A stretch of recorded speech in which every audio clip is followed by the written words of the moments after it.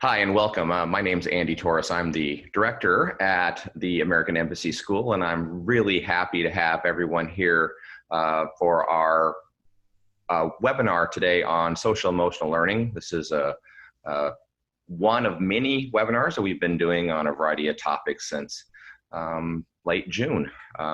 Today we have an amazing set of professionals here to tell you about our social emotional learning plans as we move forward toward our opening. For those of you who are still wondering or have not seen my messages up till now, we are opening online on August 4 for approximately 3 weeks. I think our time will be limited in the online setting if the virus trends continue in New Delhi as they are. We're watching this very carefully. Obviously, we're acting with an abundance of care for your children and for our faculty and staff and our community, and taking in the best advice from people from around the world and in India to make sure that we're meeting the safety needs of our children. And I think this topic today informs a lot of our concern for safety and security of our children and ultimately for our community as well. Today, I also want to make sure that you all understand about how you can ask us questions. And so if I can go to the next slide, David.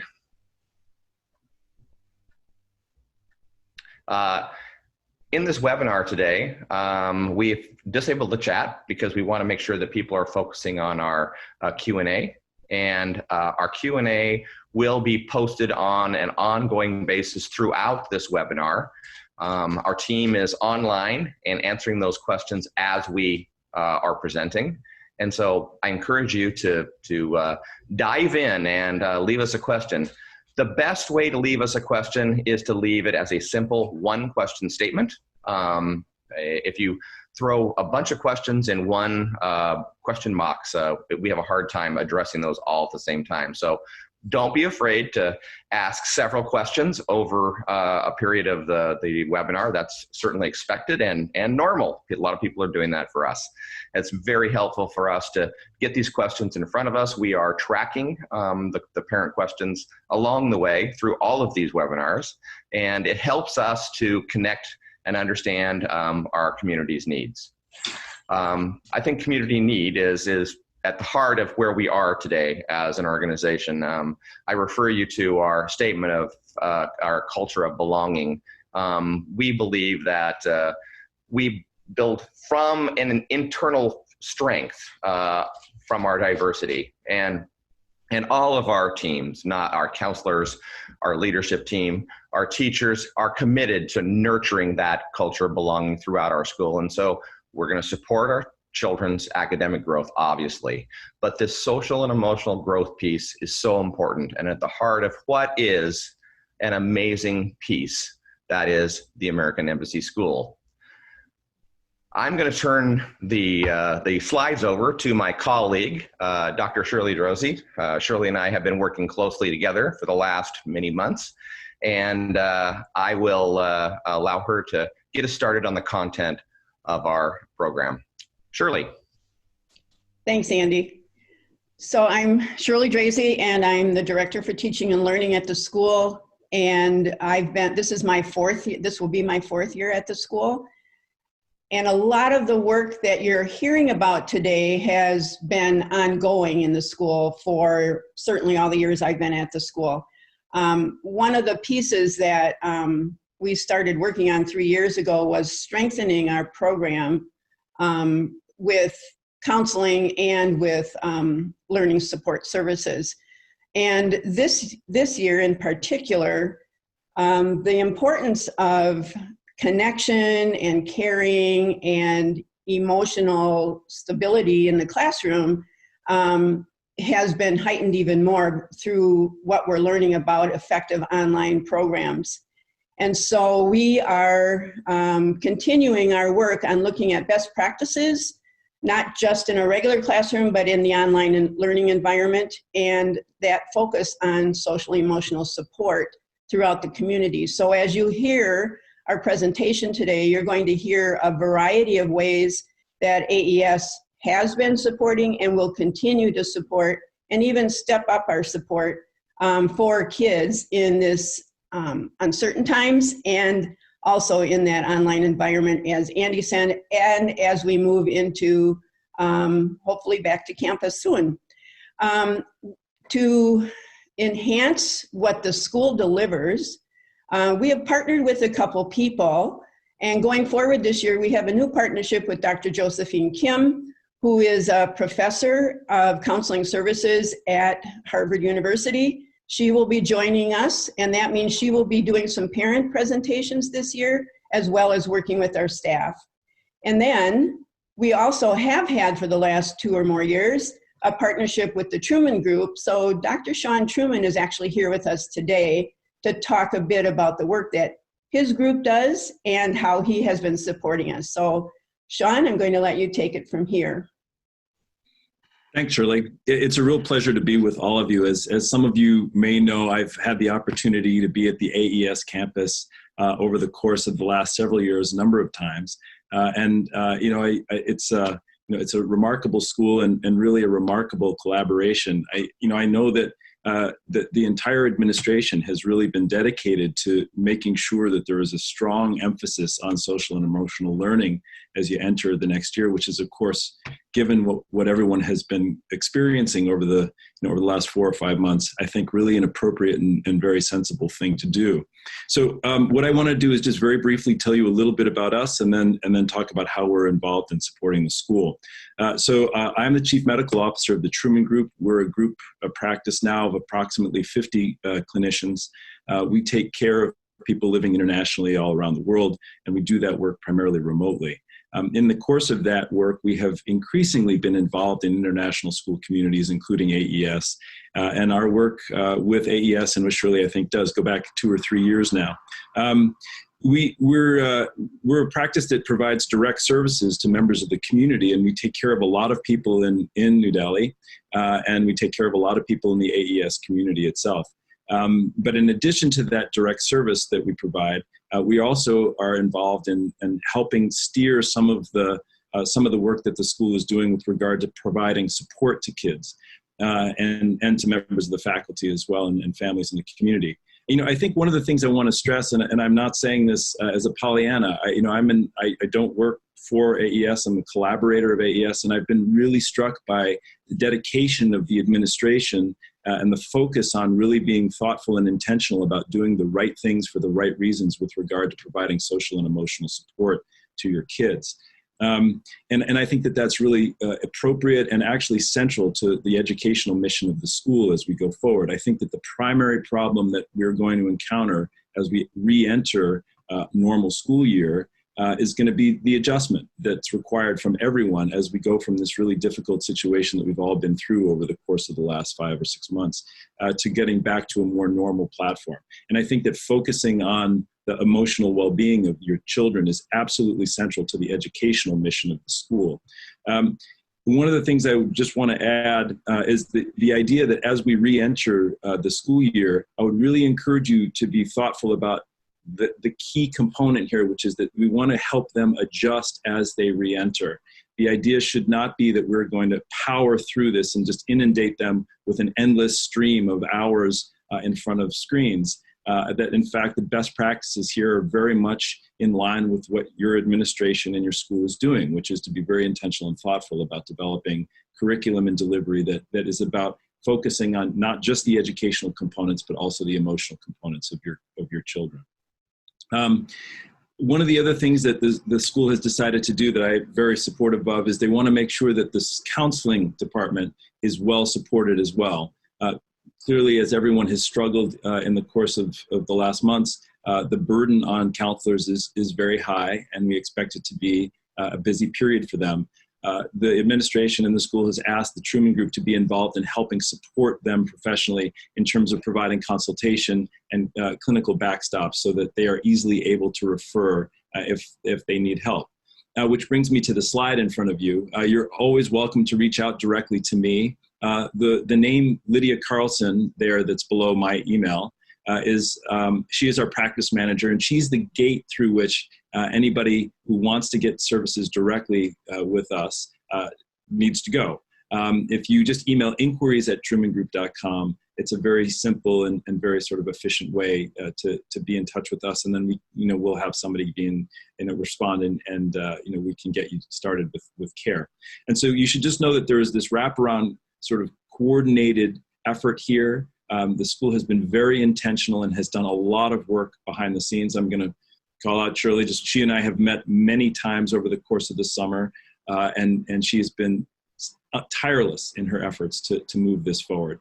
We very much look forward to working with all of you, and our hope is that we're able to transition quickly back to a normal school year where everyone is back in the classroom.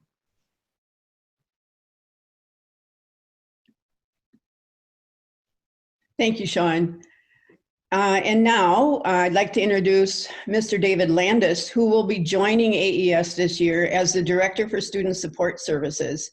And David's coming from the US and having spent a number of years in a similar role in his previous school. And David will be the point person on helping to coordinate and align all of our programs in counseling, learning support, EAL, and other services that the school does offer. So David, I'm going to turn this over to you, and you can introduce yourself a little bit. Thank you so much, Shirley. The first thing I'd like to say is, why AES? Looking at many schools across the world and domestically, when my wife and I had the opportunity to come to American Embassy School, we started researching the school, and we were immediately inundated with anecdotal examples and, a deep reputation for having a really strong sense of community at AES. And that is something that my wife and I really deeply value. We were also very moved by the school's inclusion statement, the cultural belonging statement. Many schools are claiming to be more inclusive and working at that. I think AES is really an industry leader and doing remarkable work in that area. And then, the third thing that really attracted me to the school is a long tradition of academic excellence. And I think when you blend those three elements together, strong sense of community, a deep and committed approach to being inclusive and supporting all learners, and a high aspirational effort towards academic excellence, you get what American Embassy School really is, which is really a top school in the world. And I couldn't be more excited to join the team. So, what are the roles and responsibilities of the Director of Student Support Services? Shirley alluded to that a little bit in her introduction, but there are sort of three main areas that I will be overseeing, and they are, to begin with, of course, learning support. And for me, this is really ensuring that every student achieves at his or her highest level. So it's a sort of uncompromising, determined effort to support students in every way we can so that they can really reach their potential. And English as another language is another area which I will be guiding and overseeing and supporting. Here too, the goal is not just to support the development of English language, but really to honor the multilingual gifts and cultural diversity that our multilingual students bring to our community while supporting their development of the English language. We've got another webinar to make a plug for this tomorrow, which will come out focused specifically on learning support, and English is another language. So if those are programs about which you are interested in learning more, please be sure to join us. And then, of course, that brings me to the counseling services. One thing I will say, we have many new counselors this year. I have met with all of them. While many teachers are taking a break in the summer, this counseling team has been at work. They've been reading, they've been communicating, planning, working with division leaders, thinking very intentionally about how they can lead the opening of school this year. Everything we read, everything we look at says paying careful, intentional attention to the social, emotional component of school life is paramount, heading back into schools settings, whether that's online or in person. So our counselors are very eager to get started. They are deeply committed to their work, and they bring a wealth of talent and a myriad of different kinds of experiences to the job. So without further ado, I'm going to introduce our lead counselor, Miss Katie Tesreau, and she is going to be leading the counseling team this year. So Katie? Thank you, David. I'm Katie Tesreau. I'm very excited to be returning to AES this year in the role of school psychologist. I am able to work with counselors and student support teams across divisions to support student learning. At AES, teams are really valued and working together to support students as well. We are very excited to have an all-school counseling team this year to plan for the social emotional learning needs of students. We also have student support teams that meet weekly by division to talk about students in need, plan interventions, monitor student progress, and just support students. As far as my role, I support students by completing evaluations to clarify their learning needs, work with students directly, and I always enjoy consulting with parents. So please call me if you have any questions or reach out by email. I would love to speak with you.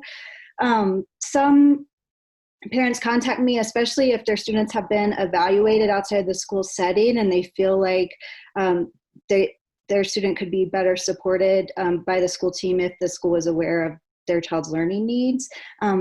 But please reach out if you have any questions or concerns about your child's learning. I will pass it over to the elementary counseling team, Kelly Arrington and John Stein. Thanks, Katie. My name is Kelly, and John and I wanted to do a brief introduction before we explain sort of what our tasks are going to be in our elementary division. So I am coming from Minneapolis Public Schools. I have done a lot of work with the mental health supports in our district. Prior to joining as a school social worker, I was actually a private practice therapist in a clinical setting. And I've made a very intentional switch to school work. As we talk about the social emotional needs of kids, it really happens in a beautiful way in schools, and that was a very intentional move for me. And much like David said, I was very drawn to AES based on how embedded that work is in the high academic standards. So I'm really excited to join the community. I'll be joined with my husband, Jeremy, who won't be a part of the AES teaching community, but he certainly will be present in the larger AES community.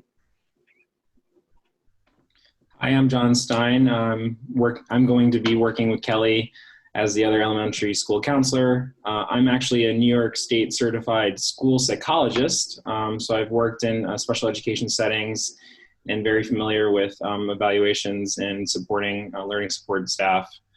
In my previous school, I was working at an international school on Jeju, South Korea. It was actually a founding school, and it was a really exciting and challenging opportunity to open a brand new school.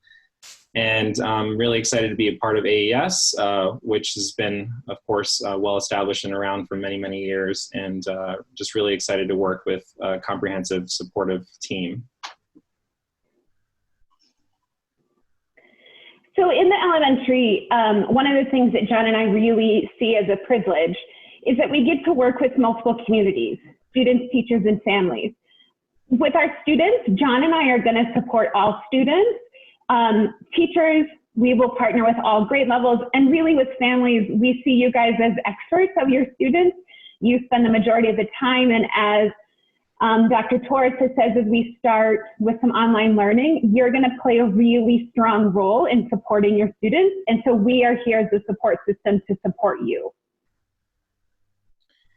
And with that said, we want to be available. We want to be as accessible as possible in our supports, and intentional in how we support our families, our students, and even our teachers and supportive staff. We offer individual support. We'll check in with students. We'll provide sessions to consult with parents. We'll make sure to facilitate reflective conversations and focus on strategies and solutions. And we'll also, of course, offer group support, and that we see that students are having similar challenges, and that we'll provide that opportunity to learn from one another. We also have the opportunity to connect with families, and if we feel that families would benefit from parent education or just conversations to talk about what's working and what's not, we can do that as well. Our main focus is we want to collaborate with our team and really assess and be intentional with the needs that we see in our community. Hey, David, can you go back one slide? Back one slide. There we go. So we're still on this one. So the other part of what we're saying, and Sean mentioned this, is the circumstance that we're all in right now is ever changing. And so John and I have a commitment to always be assessing students, to be in contact with families and with teachers. And as needs grow, as different stressors come up, the way we support you can absolutely change, right? And so as John mentioned, that it could be that we connect with a student individually, but if we have a group of kids that all are sort of presenting with a similar presentation of, you know, maybe they're having a hard time waking up in the morning or not really wanting to engage in their work, we can put groups together. And so now that we will always be reflecting on how we're best supporting you, and we can change that as needed. All right, next one, David. And of course, the reason why we're all together talking about social emotional learning is because we recognize that not only physical health is important, but our students' mental well-being, their mental health, their social emotional functioning. So that is our emphasis. That is what we put at the center of our services. And we want to provide that support and be able to teach our students how to manage this really disruptive time in their lives. We recognize that, and we want to help them through that, whether it's talking about managing stress or just understanding and having an opportunity to talk about their feelings during this time, and coming up with strategies and ways to meet their needs, especially during this different format of connected campus learning. And as mentioned in some of AES's mission statements and belief systems, you know, we believe in the SEL acquirement of skills for our students always. So as we're talking about how we will support students that are presenting with some needs, we also see the importance of proactively supporting our students, because it's natural in their development to acquire a lot of these skills in elementary, right? And so we will be doing a lot of connecting with kids who are maybe doing lovely during this time, and it's still important for them to acquire skills and learn how to do stress management or learn some emotional regulation, right? And so we want you as families to know that yes, we're here to support some of the students that may be experiencing a bit more stress, but we're also here to support students in their healthy, naturally development. And with that said, one of the first major efforts we're going to do is reach out to our families. As you know, we're brand new to AES, and we're really excited to be a part of the community. And we really want to get to know you and get to know our students. So we'll be starting to reach out to some families and students from last year, and you know, offer an opportunity for us to connect. If you are available, of course, you know, that's optional. If we understand that there's a lot going on, especially in the beginning of the year, so please don't hesitate to reschedule or let us know that later in the year is better for you. Absolutely. And our last action step right now is, you know, they've mentioned that counselors are working, but we have a lot of colleagues that have been working in the summer, and a group of those colleagues are our team leads for each grade level. So we are meeting with them to really hear how can we partner with each grade and potentially do some joining with some of their synchronous learning and to be a part of that instruction. Because we want all the students to know who we are, certainly you as families to know who we are.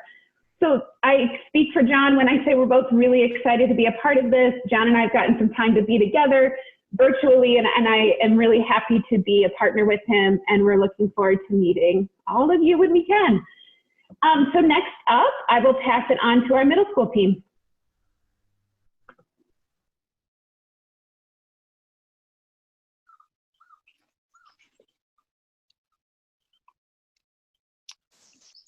Thank you, Kelly. Hi, everyone. My name My name is Carly Anderson, and I will be joining AES as a middle school counselor. I'm so excited to be joining the community this year. I am a social worker, and for the past 3 years, I've been living and working in South Korea, working with middle and high school students. I'm originally from California, and I was living in New York for about 6 years before moving to Korea. So I'm so excited to be joining you all in India and to be a part of AES. And I'll pass it to Jonathan to introduce himself as well. My name is Jonathan Webster. This is my 5th year being in, for 5 years I've been a part of the AES Middle School, and I'm well aware of what an amazing place it is and some of the amazing work that's been done to increase our cultural belonging and increase our inclusion. Can you go to the next slide, please? So in the middle school, we really are focused on relationships and building community. We've intended to do this and have previously through advisory programs, grade level programming, forts, and of course, counseling services. So in regards to counseling services, we provide strengths-based individual, group, and class-wide services with a focus on social-emotional learning, well-being, mental health, community and belonging, and empowerment. It's really important to us to promote a culture of inclusion. We work very closely with EAL and learning support specialists, and of course, Katie, the school psychologist. So it's really important that we support a diverse group of students, and we work very hard to do that. We also support development through the middle school years by teaching and learning about life skills such as coping skills, communication, how to deal with a challenging time such as, the pandemic that currently is affecting all of our students and families. And development stages such as identity and, developmental milestones that are so important. So we are really excited to be working with our students and families around these areas, and I'm going to pass it to Jonathan to talk about communication and how to reach out to us moving forward. You go to the next slide, please. As Dr. Torres said in the beginning of our presentation, community needs are really at the heart of our conversation today. But even after the conversation today, it remains the heart of the conversations in the counseling office, specifically regarding that social emotional support. As we start with a connected classroom online format, that partnership is going to be even more crucial than ever. And that partnership where you can reach out to us and let us know some concerns that you have, some challenges that you're seeing. And then we, as counselors, end up being in the middle of that partnership and pulling in teachers, pulling in ELD maybe ELD resources, and we get to really be in the center of that connection between you and the school and your children's learning. And oftentimes that connection can begin as simple as an email to let us know who you are and what you're dealing with and what your challenges are and what you might need support with during this very, very challenging time. Our emails are there, so you can please reach out to us at any time. Thank you. Thank you.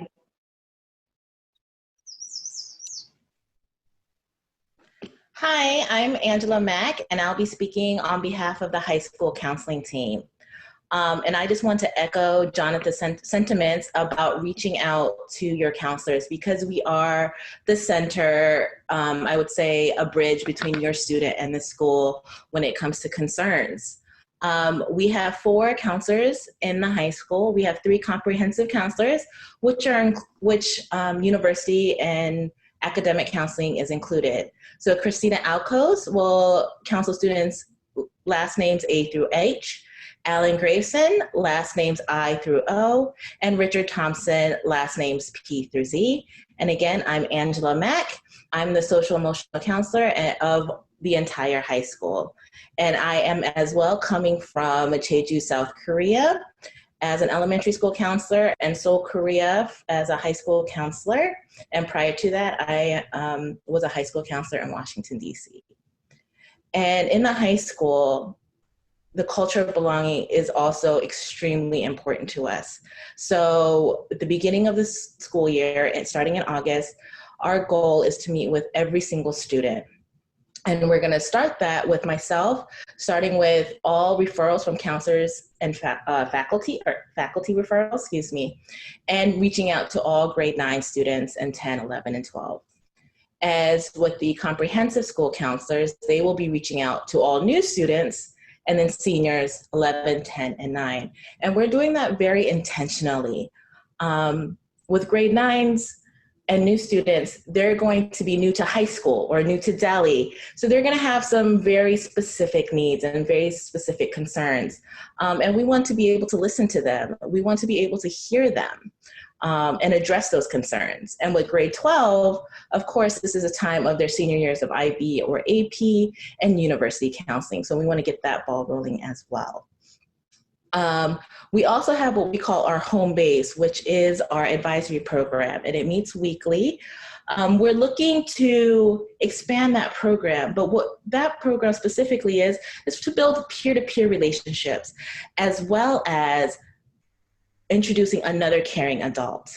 And for all new students, we have ambassadors. So another student, or what I like to say, a built-in friend for when they get to Delhi or starting AES.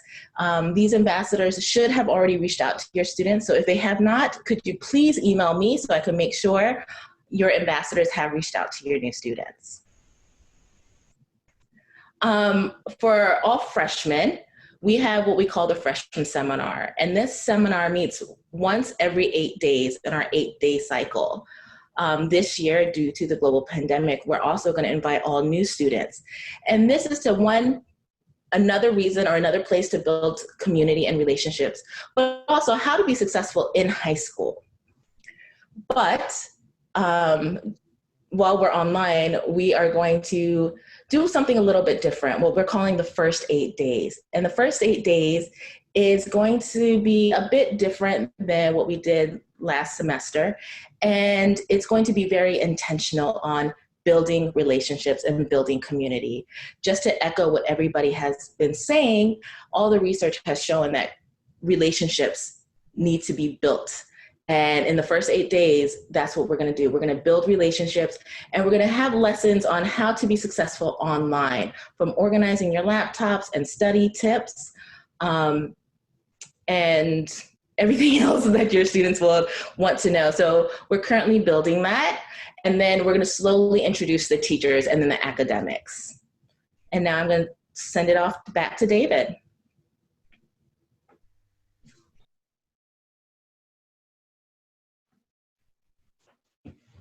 Thank you, Angela. Thank you all counselors, and of course, Katie as our lead school psychologist. The one thing I hope that you as parents can recognize from this webinar is that we are really working hard, and we are being very intentional about how we're providing social and emotional support to students at each stage of their development. You know, there were some clear themes all throughout this presentation. I think at the top of the list would be that we are here for you. We want to hear from you as parents. We want to support you. We want to give you the skills that you need to be successful in supporting your students as they encounter the connected classroom and the connected campus program. You know, it's very important to us that we get off to a really strong start this fall, and look forward to having students back on campus and to being back in community and celebrating that. So at this point, I think we are ready to move to the Q&A portion of the webinar. So we're happy to take your questions as they come, and we will do our best to provide answers.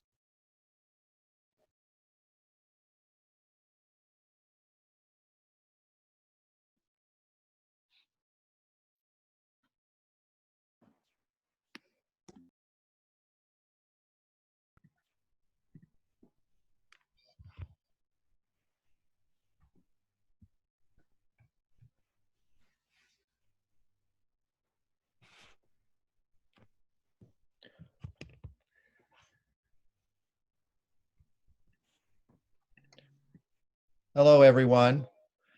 Maybe I'll sort of start things off by just saying we are so excited that so many parents have joined us today for this webinar. We've really been looking forward to this moment, having an opportunity to speak directly to the parent body about how hard we're working to make sure that we're thinking intentionally about building community and making connections with your children as they sort of re-enter life at AES, whether that's online and or in person, however that may unfold.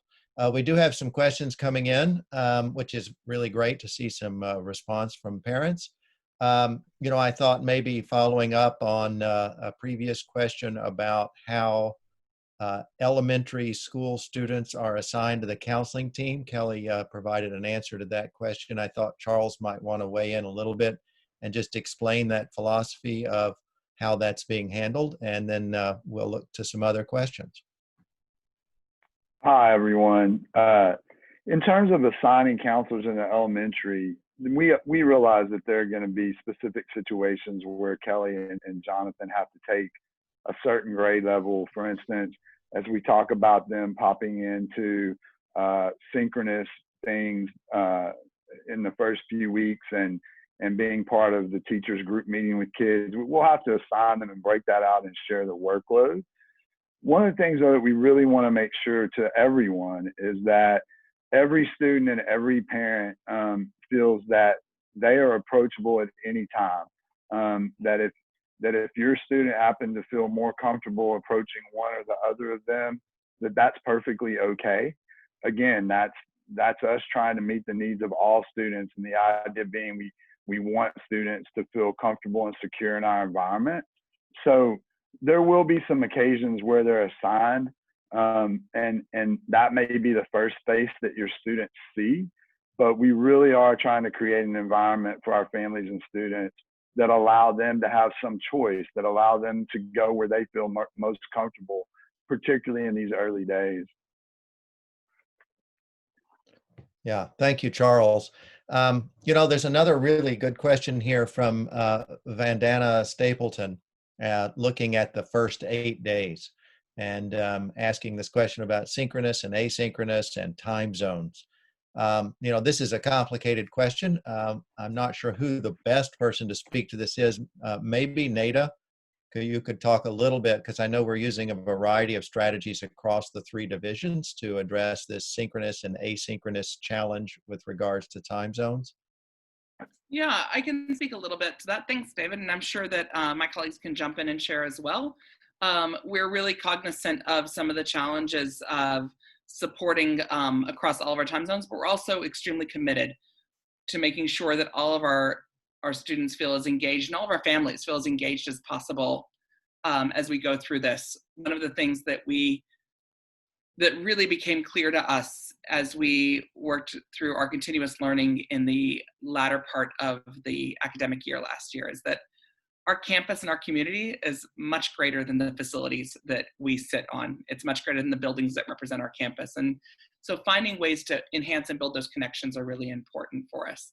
And so that whole social emotional connected piece that we're focusing on, to the whole idea of entrenching ourselves within our community, is going to help our students thrive in every other aspect of their success beyond social emotional, relational, and academic. We know that we're seeking opportunities for kids so that nobody's getting up extremely early, nobody's staying awake extremely late in the evening, that we'll try and find what that anchor is for reasonable hours, knowing that perhaps the stamina for a 15-year-old might push a little bit later into the evening than it might for some of our elementary students. And that's within your own time zones, not just within India. So paying attention to that full balance, although we know that not every experience will be replicated across time zones. We're looking for a mix of asynchronous and synchronous opportunities for students to be able to access counselors, teachers, others within the community when they need to and I say students, but really students and families, when they need to connect with somebody, finding that flexibility within our schedules wherever we're based to make sure that we're getting the support to families as needed. Yeah. Nada, can I jump Thank you, in Nada. and speak specifically about the Shirley? first 8? No, go Oh, ahead. I'm sorry. Angela, first. To speak for Ah, specifically about the first 8 days in the high school, with the time zone teachers, the intent is for it to be synchronous. We will not be recording the lessons in the high school for the first 8 days. And so that's why we have specific time zone teachers. So it could be plus or minus 1 or 2 hours for all the students.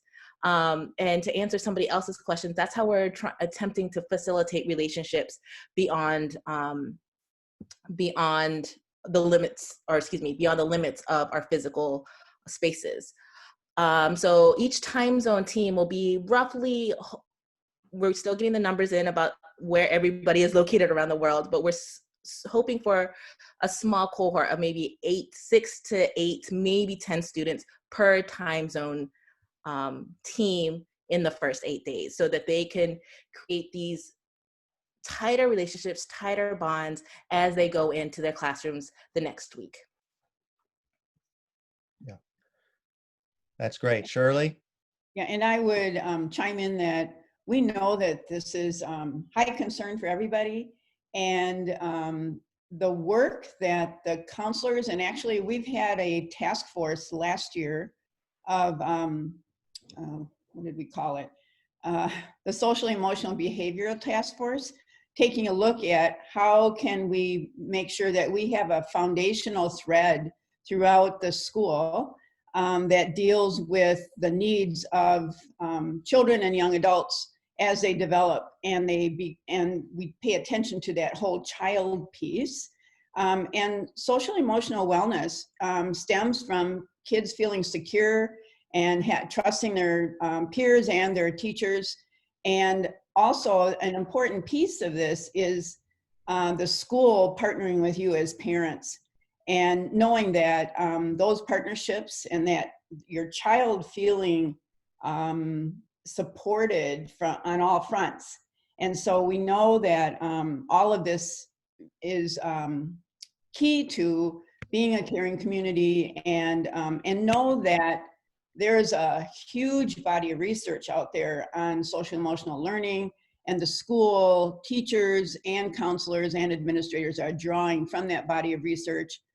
There are webinars being offered across this school year as well, even during this summer, that some of our staff are involved in. So please know that it's a high priority and we take it seriously. Yeah, that's great. Thank you, team. There's a lot of great questions coming in.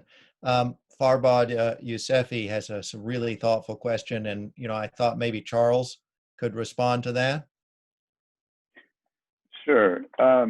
So part of what our program is going to be in the elementary is to provide regular opportunities for social interaction within the grade level. The counselors can certainly be a part of that, will be a part of that, but that will be there. That will be integrated into what we do on a regular basis for as long as we are in a virtual online mode.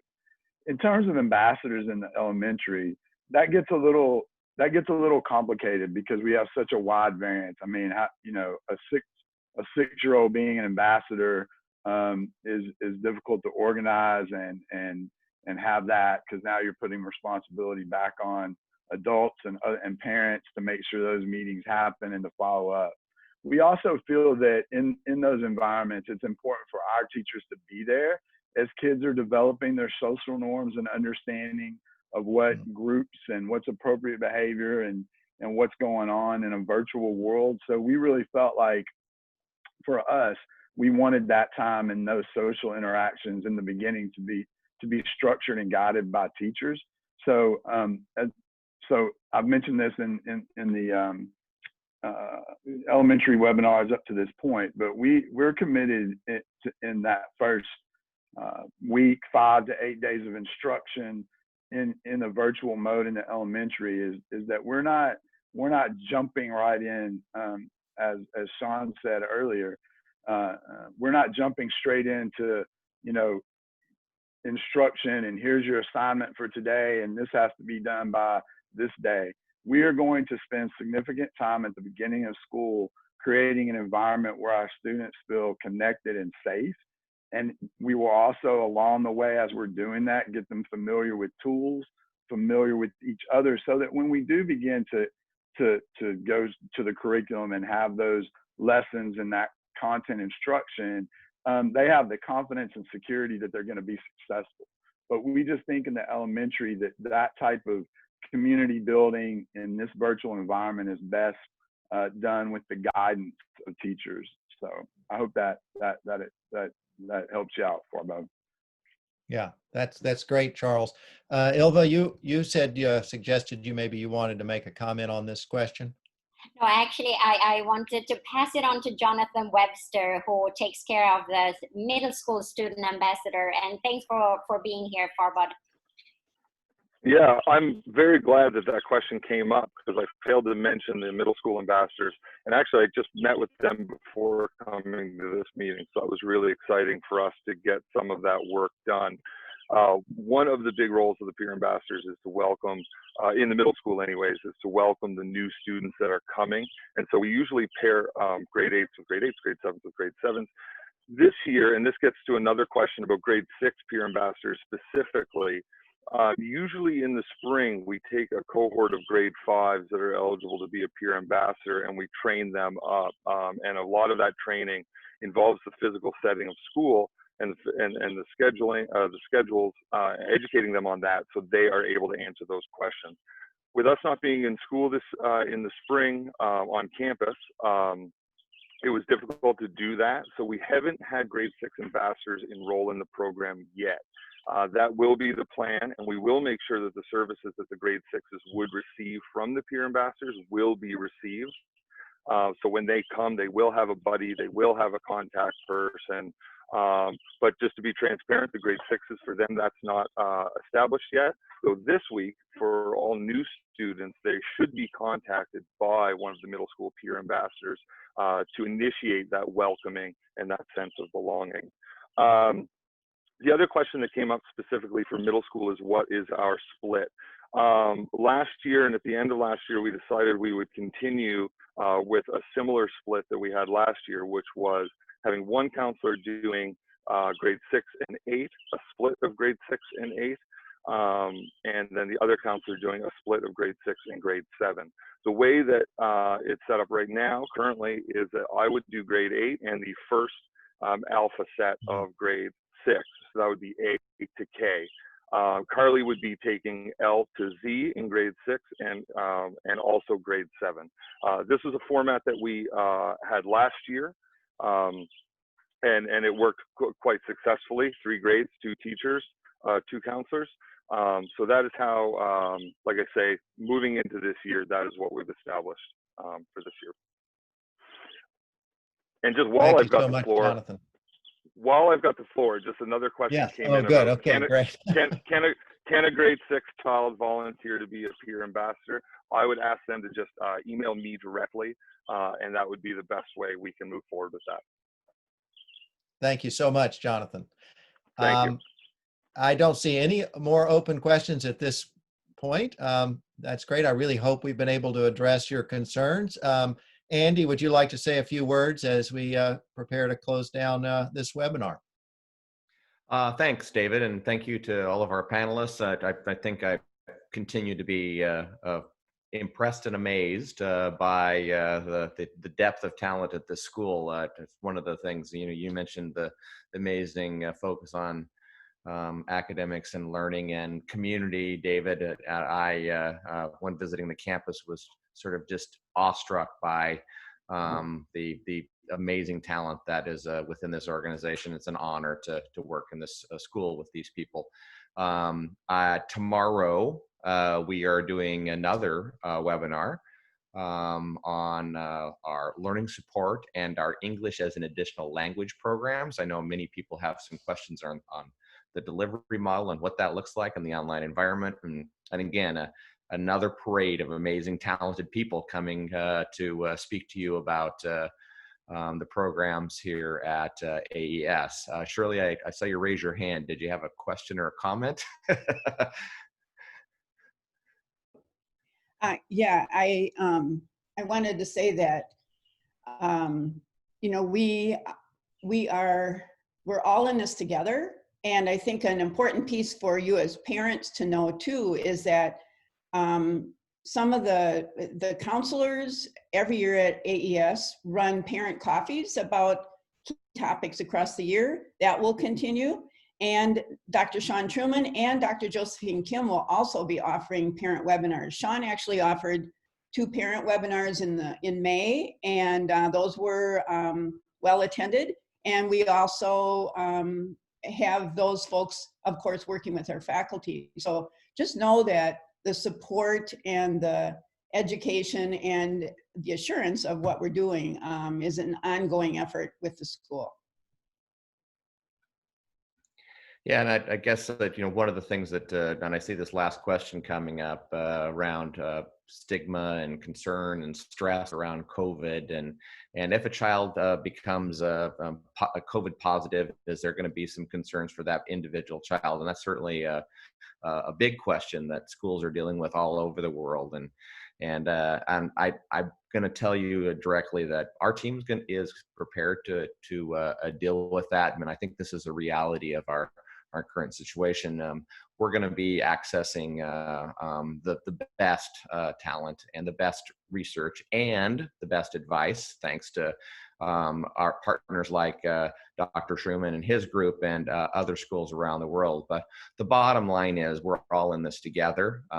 We know that some people are going to have COVID or have had COVID, and we're going to be able to, you know, certainly understand and embrace that. I don't think anybody gets up in the morning and decides they're going to get this disease. And I think we all have to realize that that's kind of part of the reality of where we are in this world right now.